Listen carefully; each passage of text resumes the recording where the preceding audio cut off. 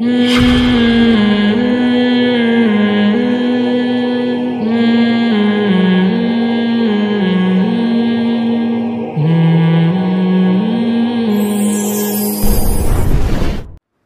نے لکھا ہے، دیکھو نبی کتنے رحمت للعالمین تھے نا، کتنی رحمت تھی، لیکن خودکشی ایک شخص نے کی، نبی نے اس کا جنازہ نہیں پڑھایا، حالانکہ آپ تو رحمت للعالمین ہیں، اور اس کا جنازہ فی نفسی ہی جائز بھی ہے، تو مسلمان نہ وہ۔ علماء کہتے ہیں، اس حدیث کی روشنی میں علماء کہتے ہیں کہ جو خودکشی کرے گا، مسجد کا مقتدی رہبر یا کوئی بڑا عالم اس کا نماز جنازہ نہ پڑھائے، بائیکاٹ کرے۔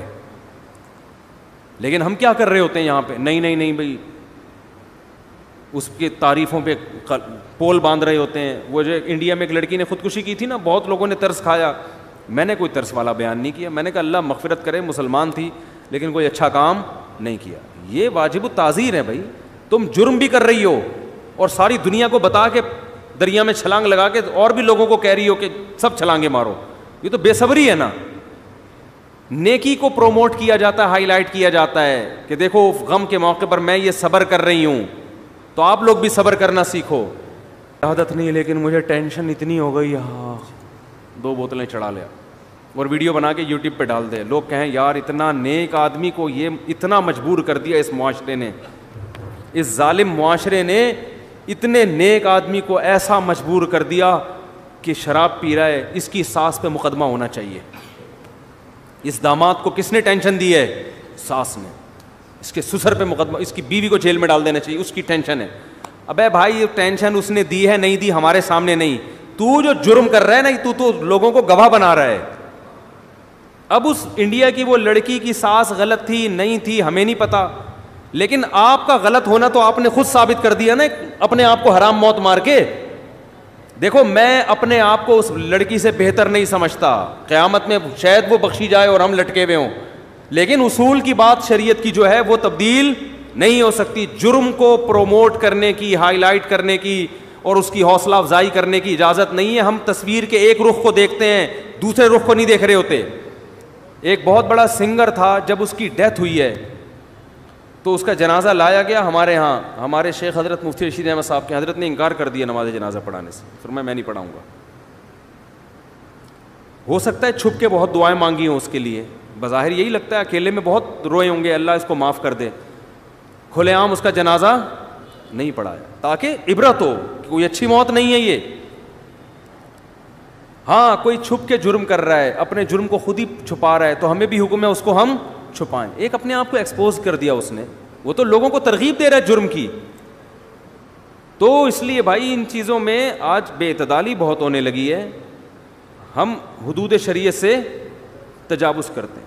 مجھے کچھ سنگر لوگ ملتے ہیں کہ ہم نے توبہ کر لی ہے، ہم پہلے ایسے تھے، ہم یوں تھے، ہم یوں تھے، تو ٹھیک ہے بیچاروں نے توبہ کی، اللہ ان کی توبہ قبول فرمائے، لیکن میں ان سے اکثر ایک بات کہتا ہوں کہ یار اپنے ماضی کو بھول جاؤ۔ اب ماضی کو، ایک تصویر تو چلو کوئی اپنی محفوظ رکھ لے کہ لوگوں کو ترغیب دینے کے لیے کہ میں ایسا تھا اور ایسا ہو گیا، چلو ایک آدھ اس میں یہ مسئلہ سمجھ میں آتی ہے تاکہ دوسرے گلوکاروں کو بھی موٹیویشن ملے۔ ہمارے ایک دوست تھے، وہ کہیں ڈراموں میں آیا کرتے تھے، تو پھر انہوں نے توبہ کی، تو انہوں نے مجھے اپنی پرانی تصویر بنائی نا، دکھائی، کیپ پہنا ہوا ہے، کالا چشمہ اور عجیب سی مونچھیں رکھی ہوئی ہیں، اور جب وہ توبہ کیا ایسا، جن کی میں نے 3 شادیاں نہیں، تیسری کروائی تھی شادی، وہ ویڈیو بھی گئی تھی، اب وہ شوبز کی دنیا چھوڑ کے شادیوں پہ سیٹ ہو گئے ہیں، شوبز کی دنیا چھوڑ کر کس پہ سیٹ ہو گئے ہیں؟ سیٹ ہوتا ہے آدمی تو پھر وہ کرتا ہی چلا جاتا ہے، پھر وہ ڈھیٹ بن جاتا ہے۔ تو میں نے کہا اچھا ہے، وہ جو حرام کاری کا خطرہ تھا وہاں پہ، یہ نہیں کہ سب کوئی غلط کر رہے ہوتے ہیں، میں الزام نہیں لگا رہا۔ تو کیا نتیجہ نکلا کہ اب انہوں نے اتنا پیارا ان کا حلیہ ہو گیا، تو وہ ایک تصویر انہوں نے رکھی ہوئی ہے، وہ فیس بک پہ بھی ڈالی تھی کہ یہ زیادہ اچھی ہے یہ والی، سب وہ نورانی چہرے کو کہہ رہے تھے ماشاء اللہ ماشاء اللہ۔